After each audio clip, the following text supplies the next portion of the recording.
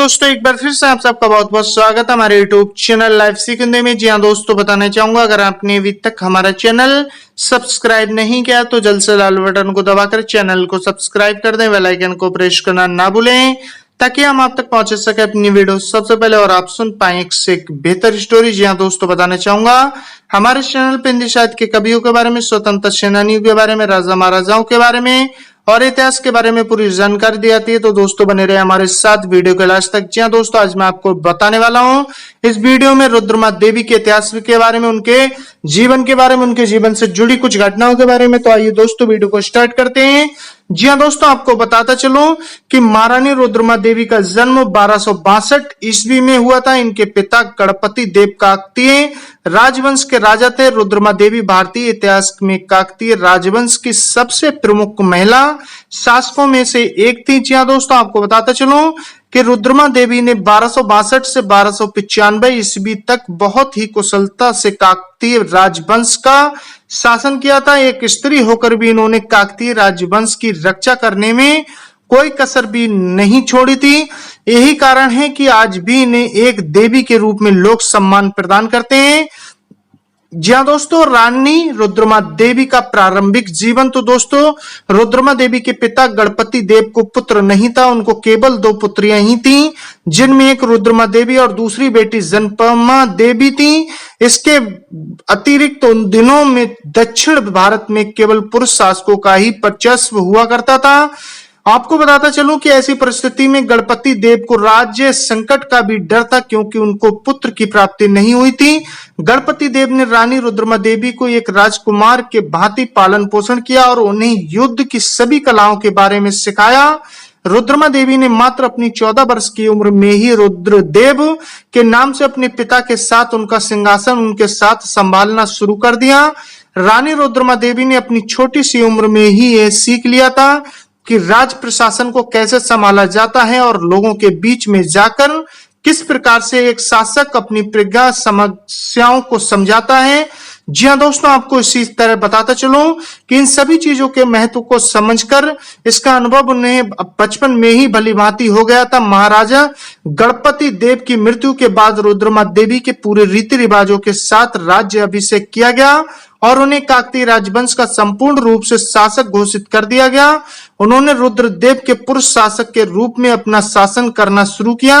यहाँ तक कि उन्होंने कलाकारों और श्रमिकों द्वारा बनाई गई शिलालेखों में अपने पुरुष नाम का उपयोग करने के लिए कहा। वह एक पुरुष शासक की भांति अपनी प्रजा के सार्वजनिक बैठकों में शामिल भी होने लगी थी।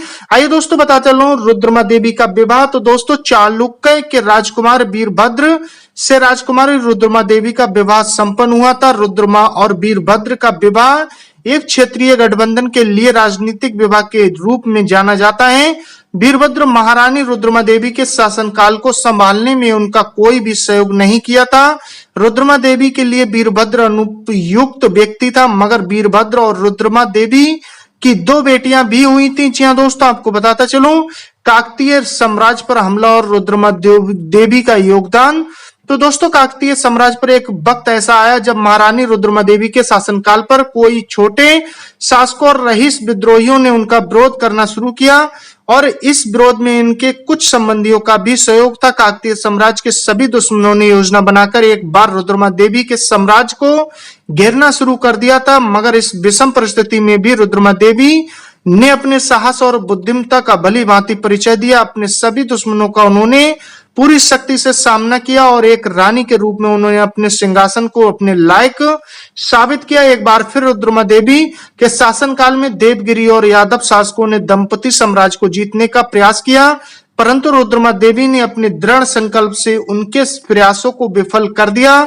दोस्तों, बताता चलूं कि रुद्रमा देवी ने अच्छे प्रशासन, अच्छी न्याय व्यवस्था, प्रशासकों में समानता और शांति का प्रचार करते हुए अपने शासनकाल को 4 दशकों तक सफलतापूर्वक सुचारू रखा था। यही कारण है कि उनके शासनकाल के दौरान इतिहासकारों ने आंध्र के इतिहास में से स्वर्णिम काल का रूप बताया था। जी हाँ दोस्तों, आपको बताता चलूं रुद्रमा देवी के जीवन में हुई कुछ महत्वपूर्ण घटनाएं।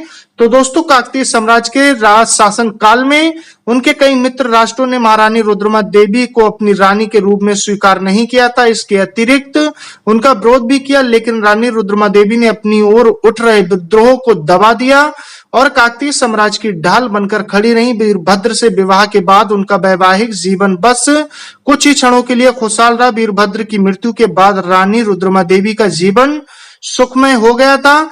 रानी रुद्रमा देवी ने अपने पोते प्रताप रुद्रदेव को 1280 में काकतीय साम्राज्य का युवराज बनाया। 1285 में यादवों, चोलों और होयसलों ने काकतीय साम्राज्य पर हमला करना चाहा और काकतीय साम्राज्य को अपनी अधीन करने के लिए युद्ध नीति तैयार करने लगे, मगर प्रताप रुद्रदेव और रुद्रमा देवी ने मिलकर इन सभी विषम परिस्थितियों का सफलतापूर्वक सामना किया। महारानी रुद्रमा देवी ने ओरुगुल किले का निर्माण करवाया था, मगर कुछ इतिहासकारों का मानना है कि गोलकुंड के किले का निर्माण महारानी रुद्रमा देवी के हाथों से ही शुरू किया गया था। जी हाँ दोस्तों, इसी के तहत आपको बताते चलूं कि रुद्रमा देवी के जीवन से प्रेरित होकर बनी फिल्म रुद्रमा देवी। जी हाँ दोस्तों, तेलुगु फिल्म निर्देशक गुणाशेखर ने तेलुगु ऐतिहासिक फिल्म रुद्रमा देवी का निर्देशन किया। गुणाशेखर ने रुद्रमा देवी फिल्म को तेलुगु के इतिहास में हुई सच्ची घटनाओं से प्रेरित होकर बनाया था। यह फिल्म भारतीय सिनेमाघरों में 9 अक्टूबर 2015 को रिलीज की गई थी। जी हाँ दोस्तों, इसी के तहत आपको बताता चलो महारानी रुद्रमा देवी की मृत्यु। तो दोस्तों, इस साहसी महारानी की मृत्यु अंबादेव से लड़ते हुए संभव 1289 में हुई थी, मगर कुछ लोगों का कहना है कि इनकी मृत्यु 1295 ईस्वी में हुई थी। महारानी रुद्रमा देवी ने अपने 2 पुत्रों में से एक पुत्री के बेटे को काकतीय साम्राज्य का सरकुमार बनाया था। जी हाँ दोस्तों, आपको बताता चलूं ये थी इनके जीवन से जुड़ी कुछ बातें जो मैंने आपके साथ शेयर की। तो दोस्तों कमेंट्स बॉक्स में जरूर लिख के बताएं आपको कैसे लगी मेरे द्वारा दी गई जानकारी और ये स्टोरी। तो दोस्तों मिलते हैं फिर नेक्स्ट वीडियो में नेक्स्ट स्टोरी के साथ। आपने अपना कीमती वक्त दिया, तब तक के लिए